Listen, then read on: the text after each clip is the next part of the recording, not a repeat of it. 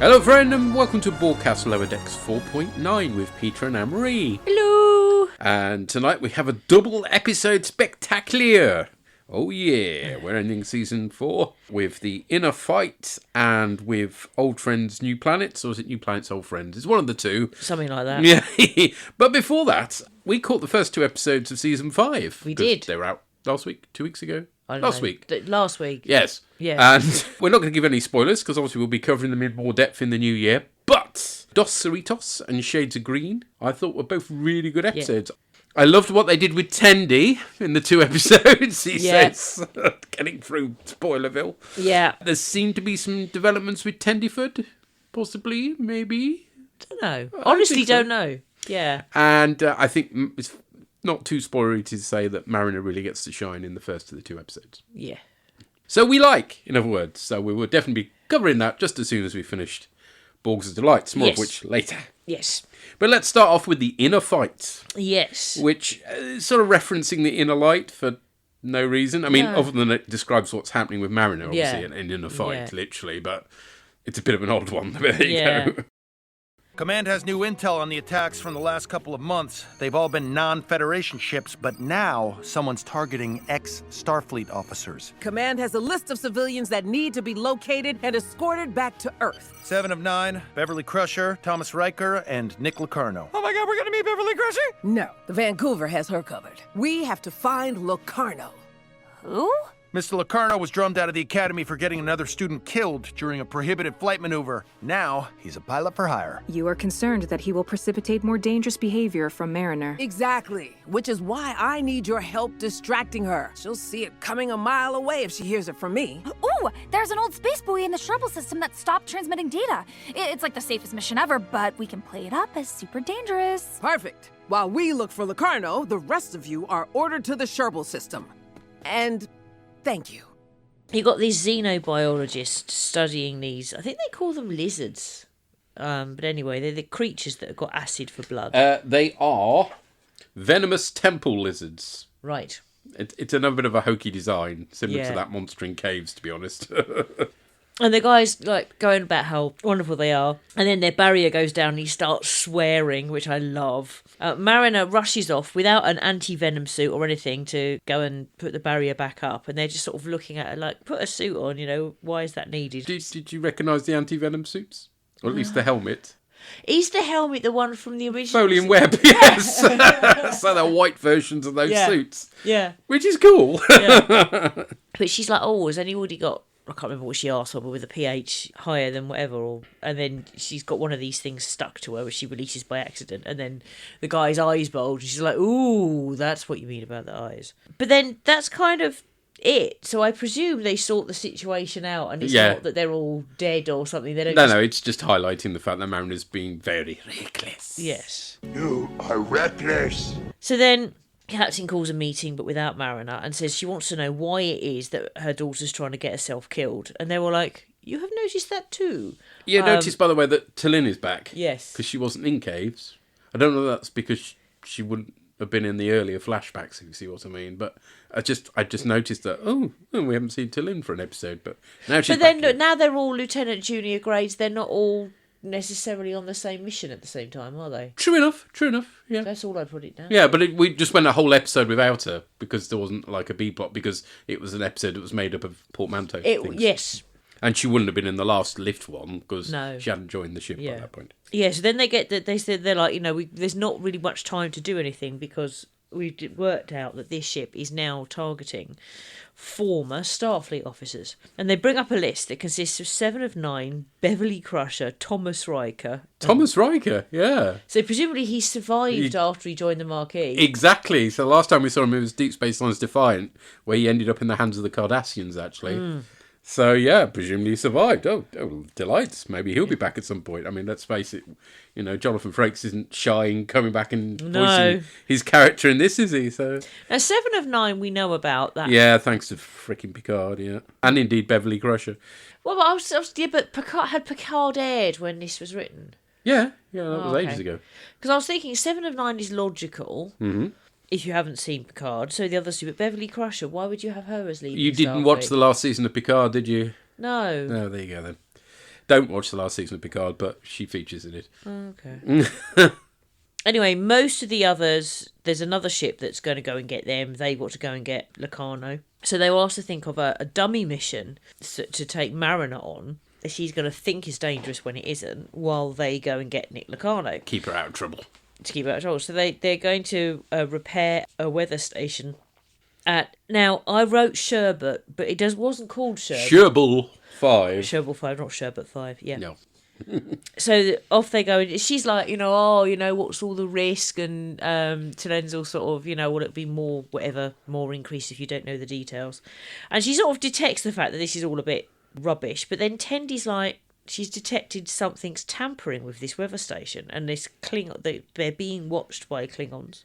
Meanwhile, down on the planet where they're trying to get information about Nick Locarno. New Axton, which isn't a reference to anything else, which is a bit of a shock. Yeah. And there's a whole thing about, it's more reckless and lawless than old Axton or something. It was like, yeah, but we don't know what old Axton is either, so that doesn't really work. Well, is Axton a United Statesian reference? Is it the Wild West or something? I don't know, but there's certainly nothing in Trek about it anyway. Yeah, so no, that's why I'm wondering, is it a Wild West reference? That's all. No.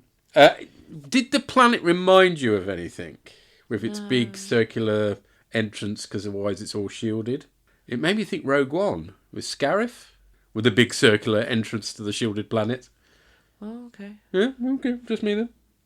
I don't remember that. We've never seen a screened off world like that in Trek. Literally, the only other instance I can think of where that's a thing is Rogue One. Right. I remember things like characters and plot in Rogue One, not what planets or ships looked like. But there's a whole thing about they've got to open the shield and one of the rebel ships goes, X-Wings. Are we going to watch Rogue One again? Because it wasn't that long ago. I thought it was the Mon Calamari ship that gets twatted by the shield. Yeah, definitely one of the X-Wings gets twatted by it as well. But I think, yes, they end up flying one of the Mon Calamari ones in as well. But yeah, they get it open for a bit and then it closes again. But it's pretty distinct. I thought it was pretty distinct. Anyway. Okay, fine. Yeah, just me. It might be other people, but I focus on character and plot. I mean, he's a freaking great big shield or a planet. Just carry on. I only remember Also, I don't do 3D very well. I remember the 2D bit where the ship's going down through. Do you see what I mean? Not really. You and your weird brain. Okay, let's just move on. I am going to get my head around your weird brain. But I can't get my head around 3D, so there's no meeting in the middle here. There's just probably not. No, our brains occupy different dimensions, literally. Yours is one short. Yes. So that's why you need to take my brain to another dimension. I'll take your brain to another dimension. Yay! There we go. Sorry. Anyway, so the air traffic controller of whatever it's called. Yeah, who isn't person who provides this voice isn't listed on Memory Alpha even. So he's just listed as unknown. Oh. But it's a passable English accent. I wondered whether it was an actual English actor they got. Yeah. Anyway, he's just really cross and arsey. Doesn't like Starfleet. He's a job's worth, isn't he? Yeah, and he's like, you've got to go to that moon over there. Yeah. That reminded me, there's an episode of Brooklyn Nine-Nine. They have to go down. Fire guy. And they have to fill in the white form and the blue form. Yeah. Yeah, that's what it made me think of anyway. And he's just like, you've got to go fuck off to that moon. But the guy with the skull helmet's allowed through. Meanwhile, the Klingons are firing on their ship because they worked out, someone's been tampering. We've got to get them. So they emergency transport down to a planet. On the planet, they see a Romulan and a Ferengi seemingly fighting. Say, well, I don't know what happened here. I got stunned like you did. It's Sherbal 5, by the way, still. Still Sherbet 5? Yes. Right. The Ferengi's Jem, who was in command of the ship seemingly destroyed in Parth Ferengi's Heart Place. And the Romulan is Sub-Commander Vrek, whose ship was taken in I Have No Bones. Uh-huh. So basically all those sort of seeds planted earlier in the season are coming to fruition. I love it when a plan comes together. So they've trapped this other alien.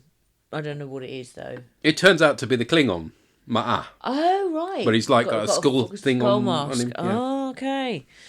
And he's injured. And they were working together to trap him. Starfleet officers are trying to get into this dodgy cantina. And they're like, Carol Freeman's all just sort of like, we just want to go and have a drink and whatever, and he's just like, you're wearing Starfleet uniforms. What It's you the worst doing? Yeah. disguise ever. And we just have to wait 2 hours because it's really full, and it clearly isn't. And then the guy with the skull helmet appears again, and he's just let in because... Does he remind you of anything? Not so much the look, but the sound. Yes, Breen. Yes, the sound is very Breen, and therefore it made my brain, because the Breen looked just like Bausch, made my brain jump to Return the Jedi place. I suppose that combined with the cantina, I can see why Yeah, they yeah. did it. That's why they did it, but I just thought Breen. By the way, if you're hearing fireworks in the background, it's Diwali. Diwali. So it's not Amory's arse for a change. Boy. That's more of a damp squib. Sorry. I get the look. I say, na na na na na. She's got the look. Oh God! I just sang Roxette. Help me. Yeah! Welcome to the dark side. Pour me more beer now. Yes, ma'am. Meanwhile, back on the planet, a Cardassian attacks Boimler. Yes. Mariner is about to get stuck in, but then T'Lyn makes short work of the Cardassian by just neck pinching him, which is great. They climb a big tree and locate a piece of tech they can modify into a distress beacon. Mariner suggests taking a more dangerous route, and T'Lyn comes straight out with the fact that her mom told them to look after Beckett, as T'Lyn would, after all. This goes down particularly badly. Whilst the others are asleep, including Boyme's clearly dreaming about Dr. Crusher teaching him to tap dance. It's so sweet. Yeah. Nice reference to Data's Day as well. Mariner creeps off and gets entangled with the Klingon, who's Ma'ar, who was last seen getting zapped in Tuvix. They Fight! until it starts raining purple glass shards. Purple rain, purple rain.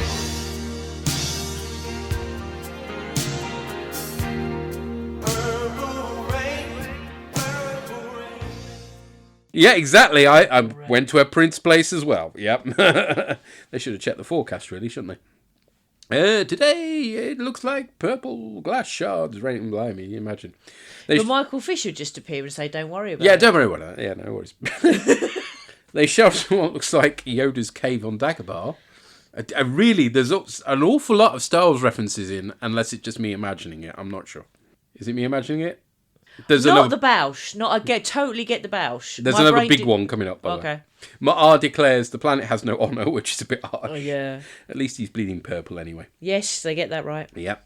We find out he was abandoned by the bird of prey that destroyed Mariner's shuttle. He refuses to resume fighting until the storm passes, since it's too confined for combat in the cave, which really isn't very Klingon of him, but never mind. He observes that Mariner wages war with herself. She confesses she didn't want to be promoted. We find out she trained with Sito Jaxa, which is a relatively deep cut. 2 episodes of Next Generation, of course. She was one of Locarno's squad in the first duty, and then she was sent on that suicide mission against the Cardis in Next Generation's Lower Decks. Not to be confused with this Lower Decks. Anyway, we watched that episode this week. That's the Next Generation Lower Decks. We also watched the Lower Deck. Oh, my brain. Anyway, it was an odd experience, I thought. Because it's just been so long since I've seen that episode, plus a little while since we watched any Next Generation anyway. I didn't find it an odd experience. Did you not find Ensign Lavelle really reminded you of Boimler? No. No, I was too distracted by all fact the stuff that at the start where he's trying to sort of think himself into a promotion just felt really Bradwood. Oh, you think? Okay, no. See, I just looked at him and thought he was far too old to be playing the character he was, and I was just getting Beverly Hills 90210 vibes, really. Okay. And unfortunately, once I'd seen, I think because we're watching in high def, you probably couldn't see the crow's feet and stuff that show his age when we watched it at the time. But we were watching it on a massive screen, and it's one of those can't unsee moments. All I could fixate on was his fucking crow's feet, and I found it really difficult to think. The actor was in his 30s, which is a bit unrealistic. So yes. Yeah, and I just found it very difficult whenever he was on the screen to just not fixate on them. I did like the stuff with Deanna calling Riker out, going, "No, he's clearly like the way you were," which is fine. Ingratiating himself. I loved the barman. He was fun, and I liked the Vulcan dude. Mm-hmm. Although his uniform was distracting because it distracted you. Yes. I didn't notice it until you pointed it out. Really old. To be fair though, when you did point it out that it was different, I spotted it was a different colour and actually different colour, big zip down the middle. just made of wrong. Sorry. I wouldn't necessarily have noticed the zip, but once you pointed it out, I couldn't unsee the colour. Anyway, bottom line is probably we wouldn't have noticed that back in old def, but No. high def is not doing Next Generation any favours. So there we go. No, and that's not it. We find it sometimes with Deep Space Nine, don't we, when we're watching? Yeah, and all the sets look a little bit cheap now in a way they didn't back in the day because they didn't need to look better. we were watching it in a slightly more fuzzy VHS vision. Yeah, weren't or even when we watched it live on telly, the screens weren't that big, were Yeah. they? So Well, it's not the we? fault of the It was show. weird, but I enjoyed it. But it was weird. I didn't find it weird in the same way that you did. I just generally enjoyed it. And Well, every time the Enterprise appeared, you went wee. I'm sorry. The Enterprise looked really pretty. I liked it. I loved the D. Sorry. And I did, though. Oh, he's not wrong. I did do a little squeak whenever the Enterprise appeared. I loved it. It was sweet. But I think for me, when I'm watching the older Trek, I get in the mindset of Doctor Who. You just can't expect classic Who. You just sometimes make it's really, allowances. sometimes it's really shonky. But mostly you just make allowances and let it fly. Yeah. That's if I'm in the right mindset, I can do it. It's fine. So. Yeah. But we did cover Lower Decks back in, as in the Next Generation episode, back in the day, but it was a long time ago. Not quite in a galaxy far, far away. That's not a Star Wars. It was in a house not so far, far away. Yes, exactly. Yes, just elsewhere in South East London. Yeah. Yeah. Anyway, That was a really long diversion. It was. Sorry, let's get us back to this Lower Decks. Anyway, apparently Mariner has never recovered from her loss. That's losing her friend Sito, which is sweet. Yeah. Along with having to fight the Dominion War because she feels like Starfleet shouldn't be all about war, which is a good point. Yeah. Well done. I mean, yes. And after all, the Dominion War was a Starfleet's fault for meddling in quadrants that don't belong to them, as we found out. She throws away her half-pip, saying she doesn't want to send her friends to die. If being an ensign was good enough for Sito, it's good enough for her. Ma'ar accuses her of dishonouring her warrior friend, and that Sito died to enable the likes of Mariner to be doing sciencey stuff with plants and things. As the storm clears up, he suggests they continue their fight, but she gives him a sweet hug, which he obviously is not happy with. Yeah. Nor with her suggestion that they're now allies. Freeman and co finally get into Mud's bar. Mud's bar, come on. Who's going to name a bar after that creep? Ugh. Rutherford makes reference to a snake guy smoking some green liquid. Any ideas what the hell that was about? Memory Alpha's got nothing, so... I think you do see the snake guy later on, but it's just like, what? I didn't know, was that a Times Arrow thing? I don't know, weird. Just random. They approach a booth, I love this, containing a broker, who appears to be the puppet Ballock from Core Night Maneuver. Does. Freeman comes to the logical conclusion that it's just a puppet with the way it moves, to be fair, and throws wobblies and stuff. But as she whacks it about the place, it turns out it is a tiny-bodied alien. That makes me reminds me of Men Total in Recall? Black. Oh, right. Yes, Men in Black with a tiny wee guy. Yeah. Yes. The skull-helmeted dude from earlier gets to buy the broker's information on Locarno instead of them, and the bouncer kicks them out. Our next Star Wars reference is to the Endor bunker, is it not? Because I swear they're doing this on purpose. The music's even similar at this point.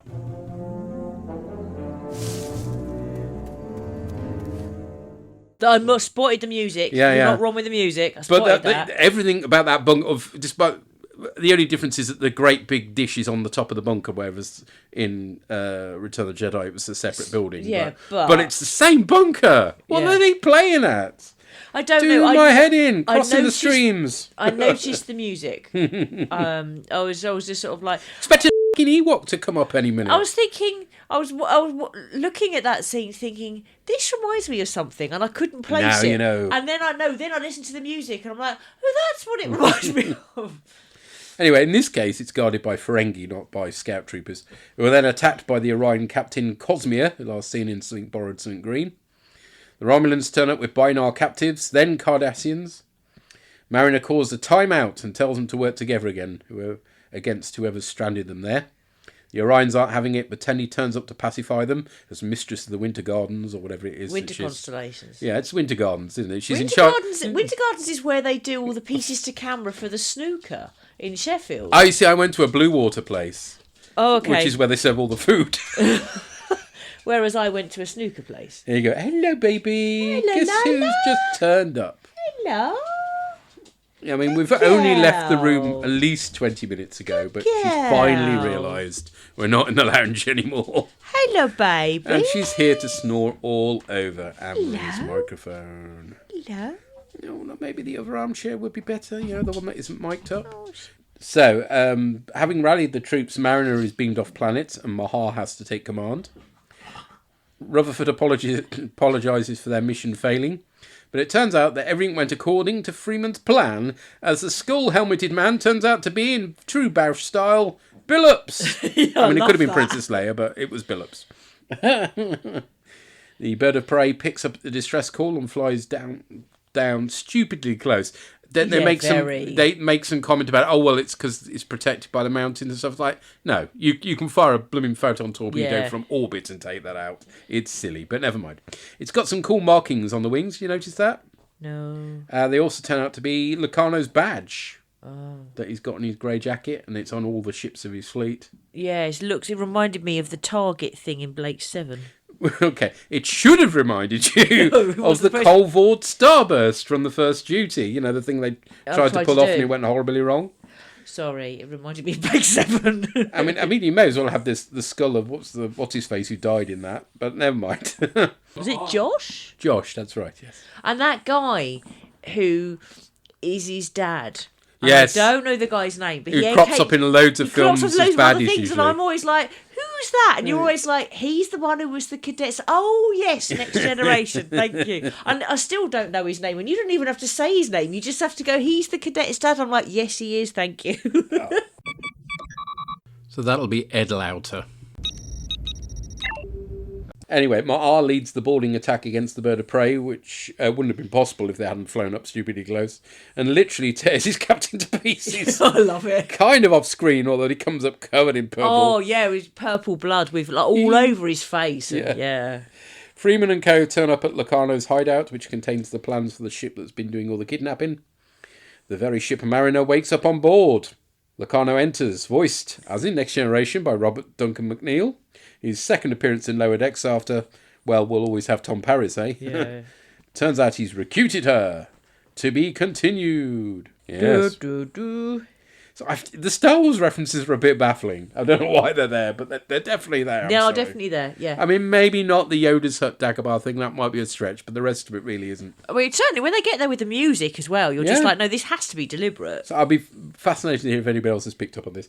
But it's a very fun episode explaining why Mariner's been a bit in a funk all season.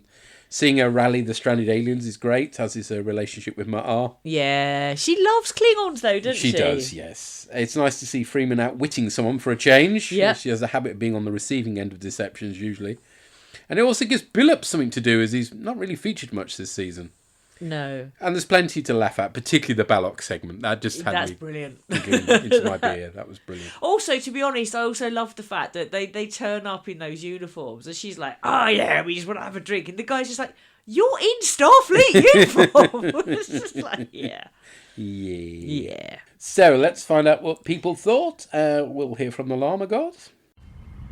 Got a fixie care. Yeah, fixie arc. To the death. Now, here we are then at the end of Season 4 of Lower Decks, and we're essentially finishing the season with a two-parter. And what a two-parter it is. This is just so good on many fronts. Sorry to spill things early, but yeah, there we go. It's hard to discuss this without talking too much about Part 2, so I'll try and keep my thoughts divided, and we come back to that later. But yeah, essentially what this episode is about Mariner and addressing her behaviour, not only to date, but also through this season. I mean, I know that we've had her acting somewhat erratically previous seasons. She seemed to come down for a bit, and then she's been acting more erratically once again. I've mentioned this myself in previous podcasts, and finally we're getting an explanation for this episode. And it is a great explanation for her behaviour. Before we get to that, it is just so funny seeing her so willing to fight. The fact that she just wanted to dive headfirst in, risking everything just because she cannot cope. To the extent that even the Klingon that she's fighting wants to give it a break because there isn't room to fight properly. That really says something about Mariner and where she is. And the little chat she has with him is just great. The Klingon actually draws it out of her. Tying it to the Next Generation episode of the same name, Lower Decks, is a genius move and makes an awful lot of sense, really. And really explains how she seems to be so conflicted about Starfleet. Can you see some things about Mariner, about how she she just hates authority, hates everything about the service, and yet at the same time she loves Starfleet. She's actually there, she's down with the mission, and this really explains about it. It explains it's because it's not the Starfleet she joined. And it's really nice to see this brought up, because we've discussed this in the past. I know that Andy in the Great Derelict podcast goes into it a lot more, but yeah, this is a very different version of Starfleet than the one that she wanted to sign up to. And learning the reasoning behind it, the fact that she signed up to explore and that she ended up being involved in all these wars that happened from the mid-2360s onwards, just wasn't what she signed up to do and everything. And that criticism kind of mirrors some of the criticism of the TV shows themselves as well, when they become maybe a bit more action-oriented and everything. It's like, that's not what Starfleet's meant to be about. That's not what Star Trek's meant to be about. And it's nice to see that offers her some sort of guidance there, in that, yes, it's not the Starfleet she wanted, but the Starfleet she wanted now survives in the present day. It survived after those wars because of the sacrifices that have been made, and those need to be honoured as well. So it's a very interesting argument there, addressing how both Starfleet in fiction and in the real world has come to be about, and what it's come to mean. So yeah, it's nice to see that. So it's really nice to see that addressed. Really unexpected to see that addressed in a TV series that's really meant to be all about the comedy and everything, that they're actually dealing with some really interesting, meaty issues here at the heart of Star Trek, or at least Star Trek as it's become post the 1990s. So yeah, I loved that they actually went there and that they did this. And the other thing I loved is the fact that although Mirai is disguised earlier, I think Mirai was his name, although he's disguised, you know that he's a Klingon when he fights them initially, because he has purple blood. Yes, nice callback there, nice callback to an undiscovered country. Klingons should have purple blood. That's the hill that I'm going to die on anyway. The other plot of this episode is also wonderful as well, where Freeman leads a small party to go and find the information broker. It's just wonderful. It really does subvert the out of their depth senior officer who thinks they know better trope, as Freeman completely fails to actually get any information. Then turns out at the end it was a bluff, and that Billups was there posing as a cool ass bounty hunter. I just love that. And not just because it subverts the trope, but also because it's in keeping with what we've seen of Freeman over the past few seasons, especially if you think back to the Ferengi episode recently. So yeah, it was great to see that she was actually being clever, while seeing that she wasn't just being a typical entitled Starfleet know-it-all. So that was great. Although I did absolutely love the Corporate Maneuver alien gag, the alien on the table that looked like a puppet but turned out to be a real creature.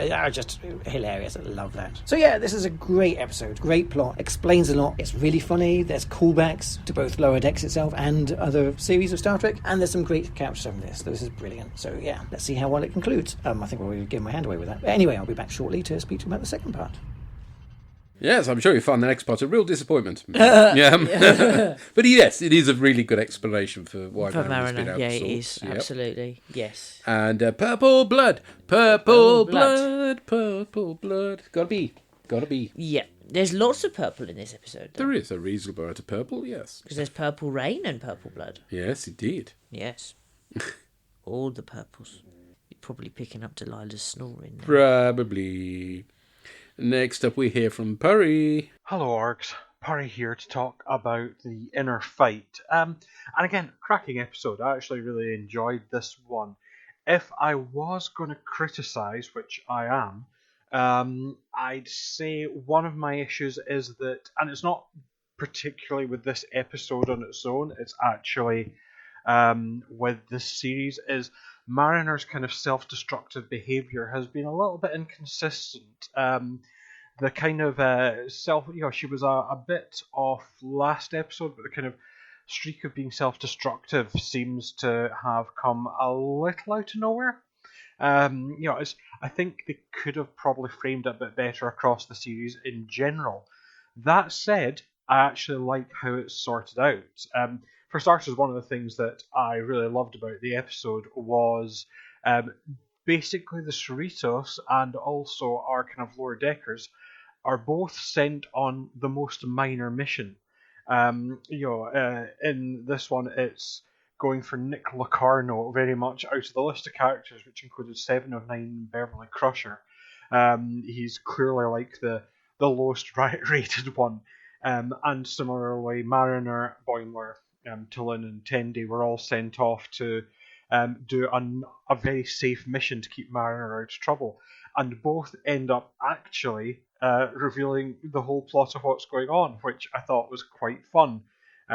Obviously, in Mariner's team, they kind of end up looking into an area which progresses the plot and where actually a lot of the dumped crews are. And indeed, I really liked Mariner eventually, once she'd sorted herself out, being able to unite the crews. What we also have is the actual Cerritos crew and Rutherford going to a kind of smuggler's planet to get information.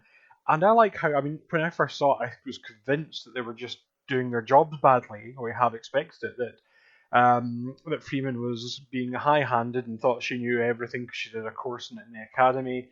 And, things like guy who looks like the Balog puppet. That was quite fun. But just that they were making mistake after mistake. Although I quite liked being told to go and park somewhere rather than just go into orbit and beam down. But like I say, interstellar traffic control is something which I wish we saw more of.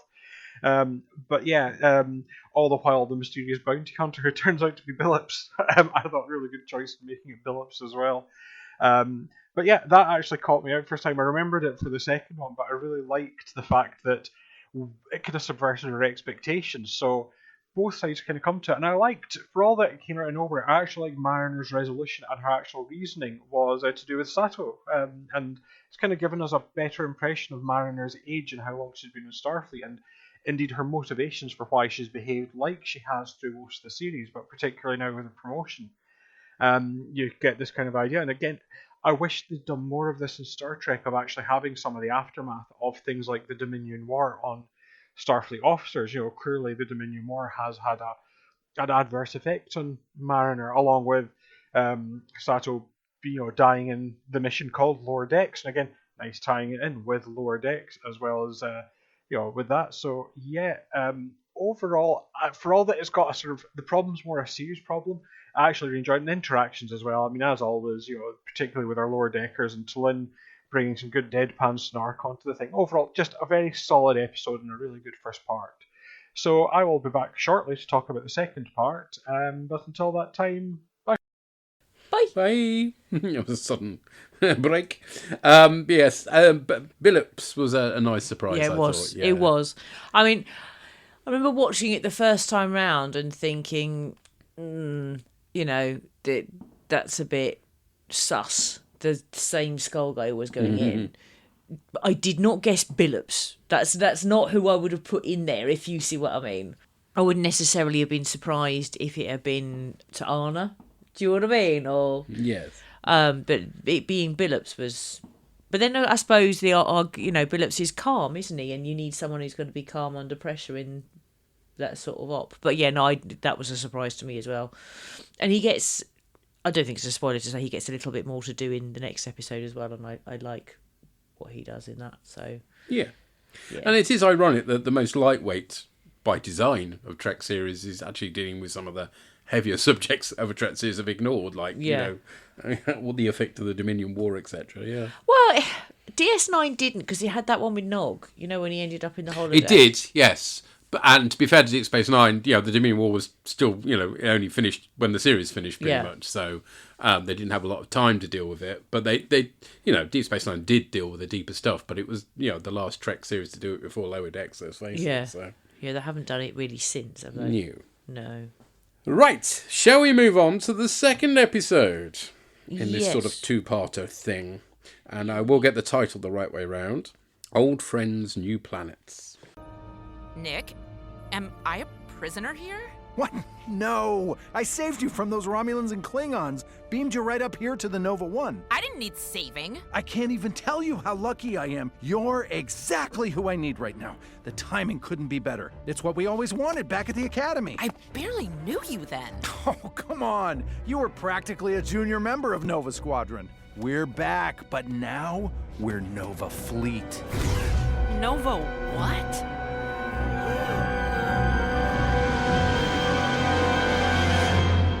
So this opens with effectively the Next Gen episode, First Duty. Yes. Did you spot Boothby? No. Oh, he was there. Okay. He was there tending his plants. Well, actually, he was there and not moving at all, rather weirdly. But never mind. At least they included him. They just didn't bother to actually animate him for some reason. Okay, fair enough. And Mariner is there as almost like a Nova Squadron groupie. Really. Yeah, she's so sweet. Well, she's actually a Sito Jaxa groupie rather than a Nova Squadron groupie. But she's like just so full of enthusiasm and it's a baby Mariner. Yeah, oh, Mariner, but it's nice to see her full of enthusiasm, and it's obvious at that point that Nick Locarno is just all about him and his. Well, he was. To be fair, that's how he was in the series as well. I mean, she's absolutely hateful. I think that's one of the reasons why I never took to Tom Paris, because I always saw him as Nick Locarno, and it's like, no, he's just an arse. It does make you wonder, though, why Sito... we don't know about Josh. We don't really know him in the episode. It makes me wonder why both Sito and Wesley sort of were drawn to him, because he's clearly a twat. Yeah. Yeah, he's not It doesn't strike you as the sort of person who would attract other people, No. which he needs to be really for both Yeah. his role in that and indeed in this story as well. Yeah. But anyway. Anyway, it turns out that now Nick Locarno has moved from Nova Squadron to Nova Fleet. Yes. So in the flashback, we've got Will Wheaton making his Lower Decks debut, Yeah. which is really sweet. And Shannon Phil is back as Ceto Jaxa as well, which is really, they didn't have to get her back. Nice, though. But it's nice that they Nice did. touch, Yeah. nice touch. And then you have a meeting with Admiral, who's been in it before. Admiral Vassery. Right, Vaseline, right. Yes. And also, of course, Admiral Freeman as well, Yes. which we've not seen for a long while. Not seen the first episode of season 3, I think. I mean, it's realistic that he wouldn't keep cropping up, but it's like, oh yeah, the dad. Yeah, I forgot about it. So he says, no, you can't. We now know that Nick Locarno's behind it all, but you can't possibly do anything because it involves all these other races, and we don't want to start a war. And you're just like, oh. I know. He's bureaucrat. Yeah. Meanwhile, on Nick Locarno's very white ship, because he doesn't like the carpeting and wood paneling. Yes. I like that he mentions that. Yeah. You see Binars and Cardassians. Yeah, the 3 binars again, and I was going to get all annoyed about that, but they do. Well, they don't Sort really of address it, but No, they do just at least call them mention that it's Trinars. weird. Yes. They call them Trinars. And then he appears on screen saying he's got a message with Mariner. And he's got that weird captain's chair that floats up. It's like, oh yeah, this is all about the ego, isn't it? Isn't it? And you've got Rutherford and Boimler going, don't you think he looks like Tom Paris? No, I just don't see it. Which I Boimler's love an it. idiot. He looks exactly like Tom Paris. No, still not seeing it. No, still seeing it. Anyway, he clearly hates Starfleet. He's formed the League of Non-Aligned Bitches. Nice. Wow. And he's got a Ferengi Genesis device. Yes. And he's in... Which, of course, did crop up earlier in the series as well. This is another of these little seeds that I thought was just a one-off joke. But it's back. It was in Path Ferengi's heart place. Yeah. He's in the Detrion system and he's supposedly calling on all lower deckers to join him. And then he says he's got a message from Mariner. And Mariner's just like, this guy sucks! He's an a-hole. Yeah, this is brilliant. I love the animation here as well. The fact that when she gets up close to the screen, so she's out of focus, which she would be. Yeah. That's a lovely little animation touch. That's great. But I love the captain's going, that's my girl. It's brilliant. It's like, this guy sucks. He's like, what? And so then you have the captain saying, right, we're going to go on a mission, but it's against orders. We're going to go on a mission to rescue my daughter. Yeah, this old cliche. Yeah, which where it is. anybody can choose not to come and nobody ever does. And you'd have thought if any show was going to do it, there should have been somebody, be it Levick or who's the conspiracy guy we had in Caves? Levy. Yeah, he should have gone, no, I'm not going. Just gone off on a shuttle. So that would have been funny, but they didn't go there, which is a shame. But you do get to see Gucci. Yes, Gucci, still a member of the crew. Yeah, and I love Ta'ana, who's very happy to let's fuck shit up. I love that. So then you have that's when you then find out what the shield is. He says he's got a Trinar shield, and that's what the 3 Binars is supposedly all about. I don't know. Really. Not my biggest problem though. No. Incoming. So then Mariner is like, I'm not having any of this. So she takes the Genesis device and goes to... Now, is she going to her own ship? No, she's going to a Saber Runner, which is a brand new ship design. It's based on the Steam Runner, but smaller. Right. Yeah. She uses one of her mum's codes. That I like. That's kind of because you just know she'd have memorised that just in case. Yeah. And it's not 1, 2, 3 Alpha either. No. And so she's able to unlock it, and she straps the Genesis device in with a seatbelt, which I like, and flies off. Yeah, so we've got somebody flying an entire starship on their own again, which you know how much I love that. It depends how big and it she's is. using a flipping joystick, which makes no sense. I realise you won't realise that because you're a 2D person, but really, when you move in 3-dimensional space, you need more than just a joystick. I mean, preferably 2 joysticks, but no. Can't do anything involving 2 joysticks. You'd need one. Fly a helicopter, you need 2 joysticks. Well, actually, no, technically it's a joystick and then you use the pedals then that control your height. In what world am I flying a helicopter? In a scary, scary world that I don't want to be in, thank you. I can't about the idea of me driving a helicopter? Oh, yeah, that doesn't bear thinking about. Anyway, I mean, okay, so they've given her a smaller starship, which is something, but it should have been a runabout or something like that that could be piloted by one person. There are all these empty ship seats on the bridge, to say nothing of the fact that there's nobody in engineering shoveling the coal in the warp core. It's just madness, and it makes me so cross. And they could have just as easily used a runabout for this. It doesn't have to be this new... Anyway, it's the USS Pizarro, which is named after the late Fabio Pizarro, who's a dude who contributed a lot to the Eagle Moss line of ships. Okay. And its registry is his birth date, which is quite sweet. Oh, that's sweet. They could have had a runabout. They could have had like, the Yangtze Kian. If you're going to go iconic, do something like that, yeah. Yeah. Or they could have had their first British ship and had the Thames. Yes, but it'd have to be small. That's the key thing. But they were all named after rivers, weren't they? Yeah, we're a small country. That's okay. You can have a very small starship that's named after somewhere in England. That's fine. Yeah, have the Thames. Yes, the Thames. Okay. Or the Severn. Yeah, or the Trent. Yeah, Trent. I like Trent. Yeah, that sounds hard, actually. Yeah. Yeah, piloting the Trent. Yeah. Anyway. Yes. Or the Ooze. The Ooze doesn't sound No, you wouldn't want to be in charge of the Ooze, would you, Blimey? No. Just be slimy. Yeah. Or the Tyne. The Fog and the Tyne is... Yeah, okay, we don't need to mention every river in this country. Let's move on. Sorry. And the Wyre Piddle is definitely not worth mentioning. No. Ow. Ow. It is a thing. Yes. And then they have to try and find a way to get through this Trinar shield. And Tendi says she has an idea. So they go to see her sister asking for a ship. To Erica, yeah. And to Erica says no. I love the way that Rutherford refers to as Tendi 2. Yes. And it's nice how the Orion plotline, which is run through this season and will indeed continue to season 5 as well, it's important to this. It's good. And I like how, the captain starts speaking and Tendi's like, you've got no authority here. And then, so to Erica says no. She's like, right, barter by combat. Awesome. Which is brilliant. And then you see the Trinar shield again because Mariner's sort of flying around it and can't get through it. And it reminded me of the Q-net. It's very similar in design, yes. The Q-net was, I think, yellow and this is red. Red and yellow, if I remember rightly. So you have to barter by combat. You have to each choose a champion. And so to Erica chooses this really big lady. A shax and a half, she's described as. Yes. And Tendi goes, I choose Miglimo. And you're just like... Yeah, that's what, after she's gone down the line, you got Ransom pulling his muscles out. And Shaq's literally foaming at the mouth. It's brilliant. And Kayshawn sharpening his dagger. And then, yes, it ends up being Miglimo. So then you have Mariner can't escape because of the net. So she flies into... I think at one point she calls it weird-ass space debris, but it's just these jagged... It reminds me of that crap hole game where you threw a ball in the air and Jacks. There was a bunch of jacks, basically. Yeah.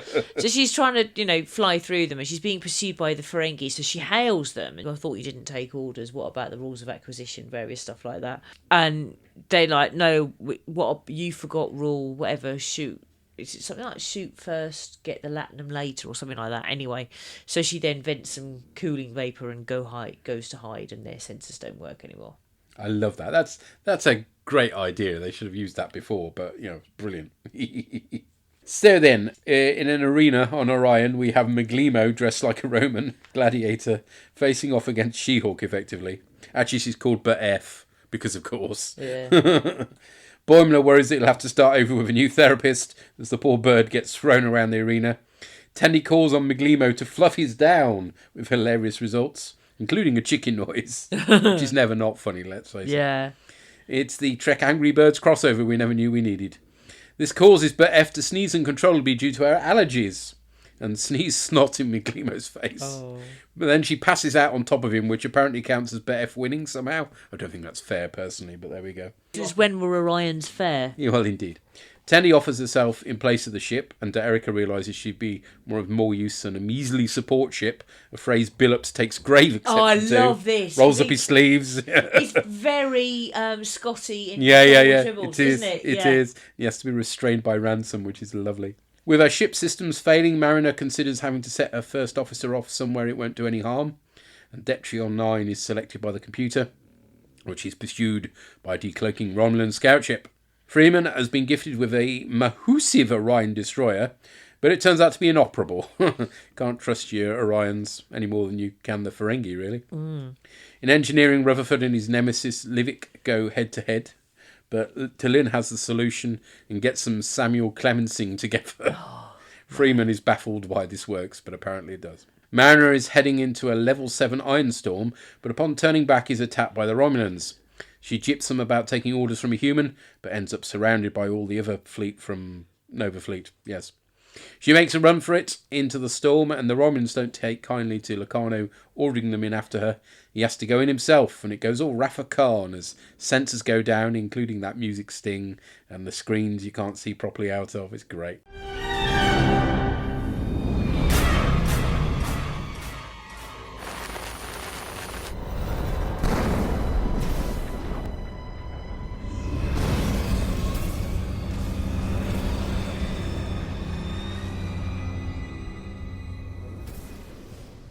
Yeah.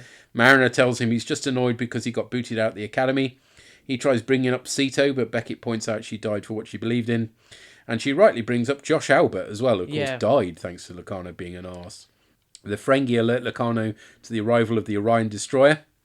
Boimler is in command of the Cerritos, and I assumed at this point Freeman was in command of the destroyer, but more of that later. And obviously she's got all the senior officers with her.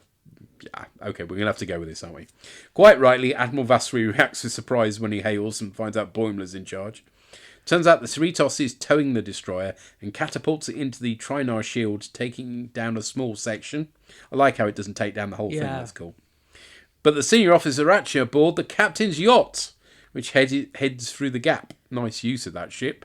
Something previous Trek series and films, I'm looking at you, Insurrection, haven't managed properly. Although it has to be said, it does look very like the captain's yacht from the Enterprise E. It does. Don't know why that would be, but never mind. But Boimler points out, that's using a captain's yacht. Yeah. The non-invulnerability of the shield turns Locarno's minions against him. Mariner activates the Genesis device, including the tiny wee bit, that, I don't know how to describe it, but the silver cylinders that Khan has to do. Yeah, there's a little version of that, which is quite cool. But unfortunately, the interactive device turns out to be Ferengi. Mariner's beamed out by our mom. Just as Locarno goes to shoot her, Beckett pleads with Locarno to get out. Get out! Get out of there! But he's not having it. Being a Ferengi Genesis device, he has to insert 2 bars of latinum to disarm it. They put a paywall on a bomb! Stupid Ferengi are his last words. Yeah, but of course they did. Again, both the music and the visuals go all Rafa Khan, and it's all very pretty. Admiral Vassery gives Freeman a dressing down in her reading room. Reading room? Ready room, even. But since she managed to open relations with the Orions, she's being let off this one. They're calling the newly created planet Locarno, which is way more than he deserved. Yeah. But anyway. Mariner apologises to her friends for being out of sorts. We find out Livik and Rutherford only like each other when they're twaining, which is bizarre. T'Lyn turns down a call from her former commanding officer, instead preferring to be Tendy's science bestie. Oh. Things are about to get rowdy in the bar when a huge Orion ship turns up to take Devana back to Orion. A distressed Rutherford gives her a sweet hug, and Tendy tells herself she's got this as she warps off to the accompaniment of some different music over the end credits, interestingly.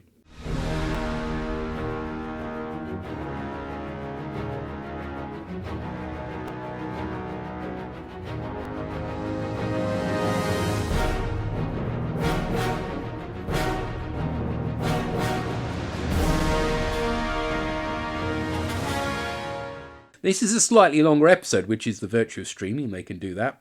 And feels very epic. Yeah. It's a 2-parter, effectively. And, you want that from a season closer. A fitting ending for a season whose arc theme had a Mariner's discomfort with her promotion. Compared to Locarno, she realises she's not that much of a rebel, and whilst isn't ever going to be a model officer, still respects the institution. And there's plenty of laughs. The arena battle is particularly giggle. I'll forgive them the daftness. Fluff, you're down! Yes. I'll forgive them the daftness of Mariner flying a whole starship on her own, as it's otherwise a worthy season closer, lots of action and emotional heft, and sets up the start of season 5 nicely too. Yeah. Great stuff! I loved it. Yeah. I was all tearing up at the end again because I'm a softie. Yeah. I loved it. I loved the whole Billups Scotty moment. Mm-hmm. I loved it being Miggly Moo because she's got an allergy to feathers and fluff you down. That was brilliant. And also I loved, very early on the surprise of this guy sucks. I was just like, yes. Yeah. Well, let's find out what LG thinks. Lamagazlag supplemental.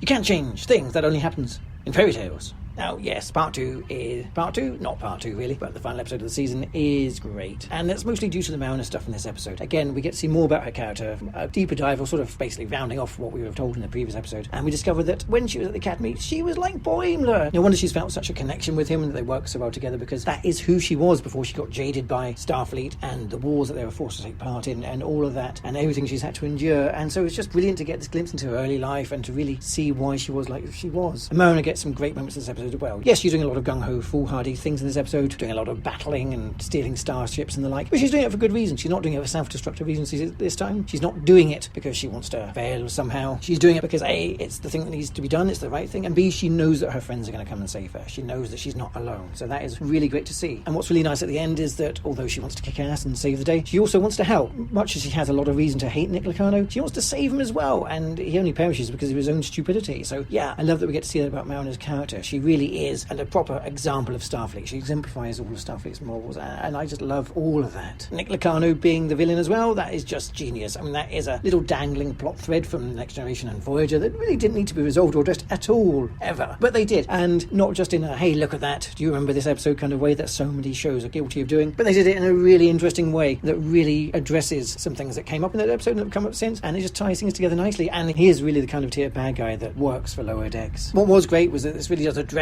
and then burst the whole bubble of the whole Nova Squadron, best of the best of the best of the best kind of thing, which we discussed in the podcast, and about how Starfleet really shouldn't have subgroups within it like that because it's meant to be more egalitarian and everything. And yeah, this just goes to show that, yeah, Nova Squadron was in fact a really bad idea. They weren't the best of the best of the best of the best, they were just dicks, and this is example number 1. So yeah, it's nice to see him finally getting his comeuppance with all this entitlement. The fact that he's called his ship the Nova 1 is just a very nice little touch. Nova 1 still hanging on to that. He's really like Elon Musk in that regard. I don't know whether Musk had done his X rebrand of Twitter at that point, but yeah, that's really on point for that. Just really can't let go of all the things that he thought were cool in his teens, even though he's older and should know better by now. So yeah, Locarno being there was just great. As I say, it's something they didn't ever need to do, but it was really funny that they did. And I'm glad they've addressed it in Lower Decks, because now it won't ever get done in live action. So yes, it's been dealt with properly here. Also a great climax of the season as well, with some really great space battles. I love how Star Trek 2 it is. And although obviously there's a lot of homages, both in terms of the visuals and the music, it's not just repeating the beats of the battle for the sake of it. It does actually understand what it's all about emotionally. It doesn't just try and use well-known lines as gags or anything. I'm looking at you into darkness. It's just wonderfully done, including of course the fact that Locarno could have been saved, whereas Khan wouldn't have been, and the fact that he doesn't, because the Genesis device has been put behind a paywall. I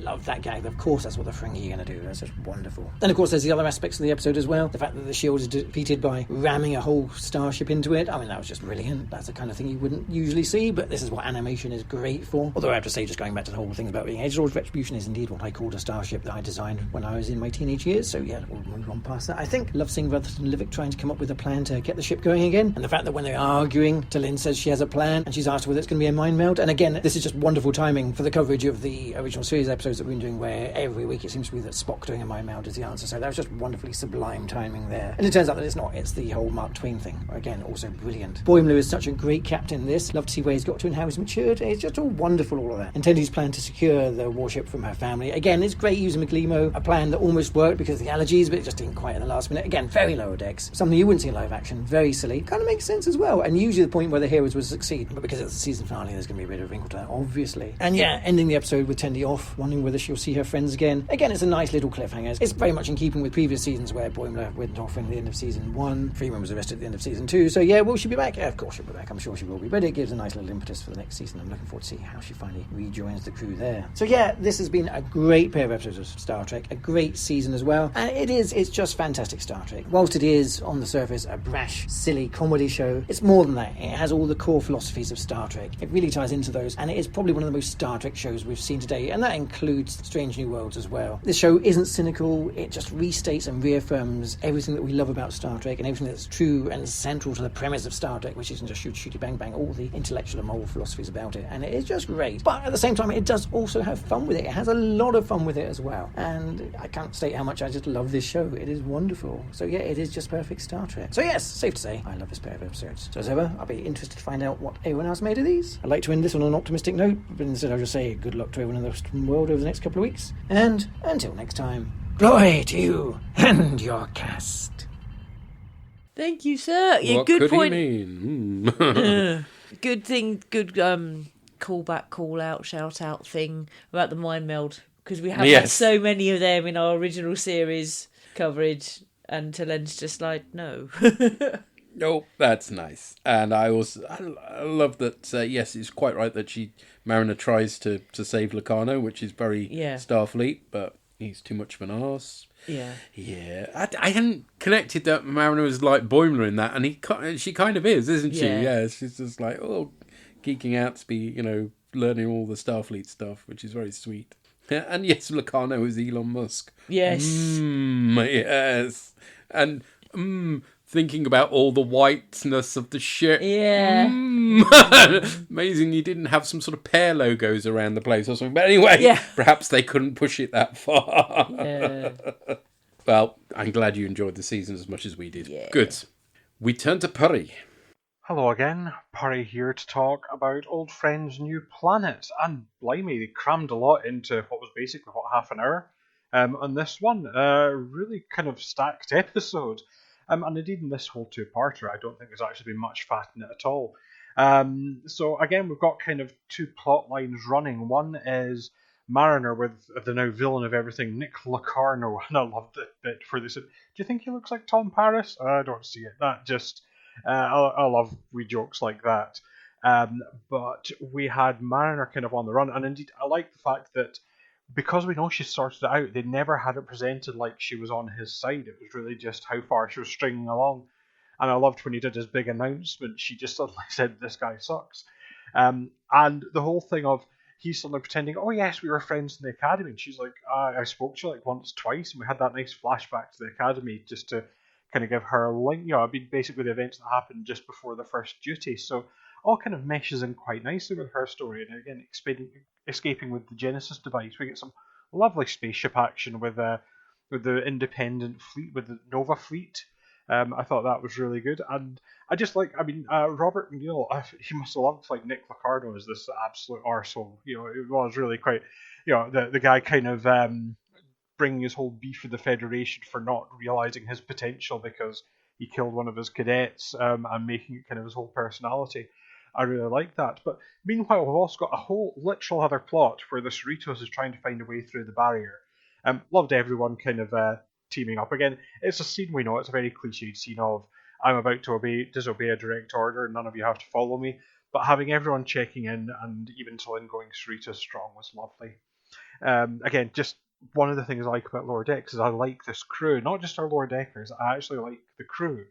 And yeah, 10 days thing of going and I do like all the women, all the names are D and then like a normal name, no rhyme, but yeah, her going to her sister and eventually demanding barter by combat, and the picking of Miglamu because she knew the character was allergic. Sadly, it doesn't quite work out, and that's going to have consequences in this season. But yeah, the whole thing of being given in the Duff Destroyer, it referred back to a lot of stuff. We had the Mark Twaining, so just a lot of random things that came from this season got pulled back in the final episode to kind of give us the solution. And Boimler got to be captain for a bit. He got to do his captainy voice, and the thing of, wow, it's rare you see anyone use the captain's yacht. I like that. Although I think didn't Rutherford try to use it? Well, evil Rutherford tried to use it last time, so. Not strictly, but yes, we have kind of a good big action-packed finale, but with the heart to it. And actually what I really liked was, Mariner never attacks anyone. When she's got the drop in the Ferengi, she tries to talk them out of them. When she's got the drop in the Romulans, she's trying to talk them out of it. She's not ever engaging people because there were rules of engagement. And I do like the idea that, yes, and it's one of the things I wish Star Trek would do more, that Starfleet's a good organisation, but it's not perfect, and it makes mistakes. And sometimes I think we're better. I think this is one of Roddenberry's problems, was he was too keen to have Starfleet be perfect, whereas actually having it as a big organisation, which can sometimes balls things up a bit, was better. Now, of course, we have this slightly sad ending with Tendi having to go back to Orion, which was, considering they had that really nice bit where they all kind of go to the bar, it was sort of a bit melancholy. But like I say, I've not actually caught the first few episodes of the new series, so I'm looking forward to seeing how that resolves. But yeah, overall, a really strong episode, and I still say a pretty strong series. I think I'm with you, and I think 5 series is going to be enough. They can always come back and do more later, but I think it's better to leave us wanting more. And I think, this will be a box set that'll sit proudly on my shelf so that I can watch it even when I don't have a streaming service. Again, see if they absolutely fluff it in the last season, but I have confidence that they've got enough material to be getting on and doing a decent thing. So yeah, overall, really enjoyed the episode, and I've also really enjoyed this season. Again, Lower Decks is just one of the things. It's a nice, happy place. So yeah, all that remains for me to say is do keep up the good work. I always look forward to the podcast, and I hope to feed back in the next one. But until then, bye for now. Bye, cheers, sir. Yeah, it's sad at the end, but that's not bad for a cliffhanger, I don't think. No, and the fact that she sort of turns to, pretty much looks in the screen and says, okay, I can do this. Yeah. It's like, yeah, she's got this sorted. And they did cram a lot in, certainly. There was no dull moments in this two-parter. Nova Fleet looked really cool. I like all the ship designs they used there. They're all in keeping with the species they come from, but they're all new, so very impressive. Robert Duncan McNeil puts in an amazing performance. He's really relishing, this hateful part. Yes. And I think he basically approaches it with the same glee that Jonathan Frakes did as well when he was in Lower Decks. Yeah, this is fun. This is a fun show, and I should be having fun playing this part. Yeah. And the fact that we're winding up for now with the season 5, I think, is a very sensible move to leave us wanting more, and very sensible buying them on disc, because who can say what the future holds? Yep. That reminds me, have we got 4 on disc? Yes, we have. Yeah. Excellent. Brilliant. Well, thank you to everybody who's fed back over the course of us covering season 4. And as I say, we will be starting season 5 relatively soon in January. In fact, I can give you the exact date. Ooh. Because I've got dusted off the old spreadsheet, and because things got complicated and I need to make sure everything's planned out. The 9th of January, we'll start our Lower Decks season 5 coverage, where we'll be covering Dos Cerritos. On the 7th of November, we'll be covering the original series episode For the World is Hollow and I Have Touched the Sky.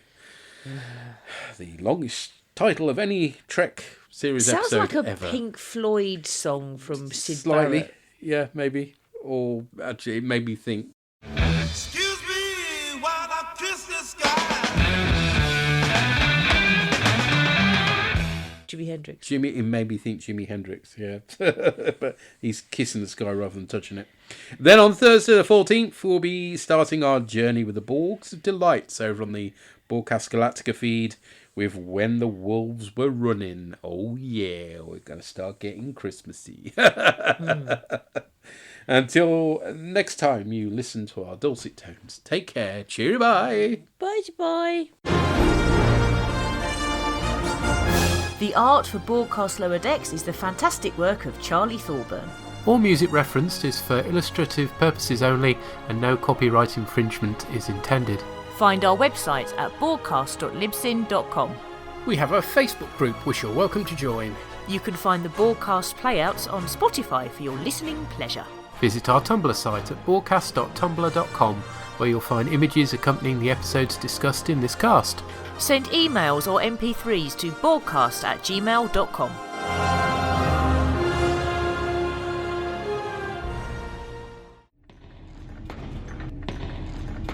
Shut it down!